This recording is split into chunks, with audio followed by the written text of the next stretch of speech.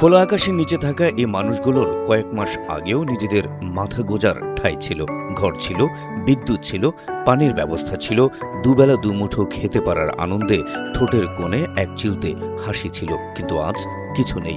4 মাস ধরে খোলা আকাশের নিচে এভাবেই মানবেতর দিন কাটাচ্ছে 11টি পরিবার। নেত্রকোনার দুর্গাপুরে সরকারি খাল খনন প্রকল্পে গুড়িয়ে দেওয়া হয়েছিল এই 11 পরিবারের বসতভিটা। নিয়তি তাদের নিয়ে যায় খোলা আকাশের নিচে। প্রতিশ্রুতি ছিল পাশে তাদের বিকল্প বাসস্থানের ব্যবস্থা করে দেওয়া হবে, কিন্তু সে প্রতিশ্রুতির বাস্তবায়ন হয়নি আজও। ফলে টানা 4 মাস খোলা আকাশের নিচে অবর্ণনীয় দুঃখ কষ্টে দিনাতিপাত করছেন কাকুইরগড়া ইউনিয়নের রৌহানিকান্দা গ্রামের এই অসহায় মানুষগুলো। প্রায় 25 বছর ধরে বসবাস করা পরিবারগুলো আজ ভূমিহীন, দিনগুলো কাটছে অনাহারে অর্থাহারে। আজকে আমরা 4 মাস যাবৎ আমরা এই রৌহানিকান্দার একটা কালকরণ হয়েছে। এই কালকরণের মধ্যে আমরা 4 মাস যাবৎ ভুগতেছি। আমাদের এখানে বিদ্যুৎ নাই, পানি নাই, আমরা খাবার নাই, গর্দন নাই। আপনার কি এইসব দেখে আমাদের জন্য মায়া লাগে না? কাল করুক, আমার কোনো সমস্যা নাই, সরকার উন্নয়ন করুক, আমার তাতেও কোনো সমস্যা নাই। আমি সন্তানাদি নিয়ে নদীর পাড়ে খোলা আকাশের নিচে আছি। সরকারের কাছে এই অনুরোধ আমার ঘরগুলা যেন একটু গুছায় গেছায় দেয়। আমার 4 মাস ধরে আমরা বাড়ি ঘর ভাঙ্গা, আমরা জিহু টানলে আমরা বিরাট কষ্টেতে আছি। আমরা ঘরে চাউল নাই, আমরা জিহু টানলে কি করে থাকবো? ভুক্তভোগীদের অভিযোগ, বাসস্থান হারিয়ে বারবার উপজেলা প্রশাসনের দরজায় কড়া নাড়লেও মিলেছে কেবল আশ্বাসবাণী, বাস্তবে পৌঁছায়নি কোনো সরকারি সহায়তা। এই অবস্থায় শেষ চেষ্টা হিসেবে তারা শরণাপন্ন হলেন স্থানীয় সংসদ সদস্য ও জাতীয় সংসদের ডেপুটি স্পিকার ব্যারিস্টার কায়সার কামালের কাছে। তিনিই যেন এখন তাদের আস্থার জায়গা। তাই তার কাছে আশ্রয়হীন মানুষগুলোর এই করুণ আবদার। কায়সার কামালের কাছে আমরা ঘরের আবেদন চাই। হানি নাই, কারেন্ট নাই, অনেক কিছু নাই। আমরা কার জায়গা, আমরা গরিব দেখা কার জায়গা আমরা বাড়ি বানছি, আমরা এখন অসহায়। রান্না বান্নার কষ্ট হইতাছে, পানির কষ্ট হইতাছে, সবকিছুর গরদরও ভাঙ্গা, তাহার কষ্ট, খাওয়ার কষ্ট। মানে তো আমরা এই বাড়ি ঘর কেমনে বাউ করবাম? 4 মাস ধরে তো এই বাড়ি ঘরের কোনো অক্তালাস নিতেছে না কেউ। বাহেন এক কাটা জমিতে যাচ্ছেন বাবা, এক করে খায়, কত কষ্ট, 15 করে খায়।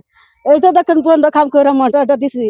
এই যে আমার একটা ছেলে ছোট থাকতে লইয়া 15 কাম করে খায়, কেউ নাই। 4 মাস ধরে আমরা কারেন্ট নাই, পানি নাই, কত কিছু দিয়ে আমরা কষ্ট করতেছি।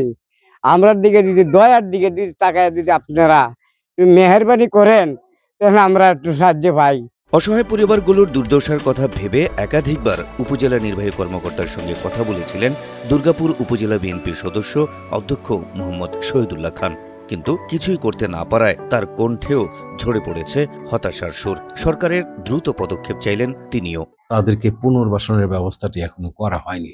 এখন তাদের বিদ্যুৎ নেই, তাদের ছেলেমেয়েরা পড়াশোনা করতে পারে না আলোর অভাবে, পানি নেই, খাবার পানি তারা দূর থেকে সংগ্রহ করতে হয়, এবং খালের পানিতেই এখন নদীতেই তাদেরকে গোসল স্নান এগুলো করতে হয়।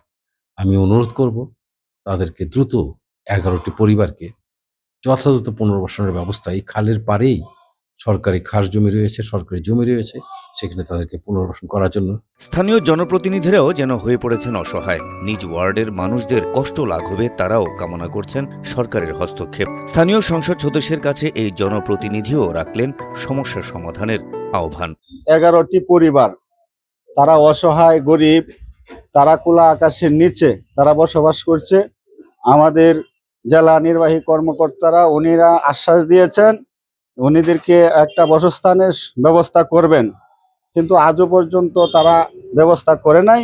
আমি ওয়ার্ড মেম্বার হিসাবে আমার সাথে উনিরা সুখ দুঃখের আলাপ আলোচনা করে এখনো এই ঘরগুলা হচ্ছে না, কাদের কারণে হচ্ছে না এটা আমরা জানতে চাই। এদিকে রৌহানিকান্দা গ্রামের এই 11টি পরিবারের আবাসন, বিদ্যুৎ ও সুপেয় পানির সংকটের বিষয়ে আগে থেকে অবগত ছিলেন না বলে জানালেন উপজেলা নির্বাহী কর্মকর্তা আহমেদ সাদাত। বিষয়টি যাচাই বাছাই করে সরকারি বিধিবিধান অনুযায়ী ব্যবস্থা নেওয়ার আশ্বাস দিলেন এই কর্মকর্তা।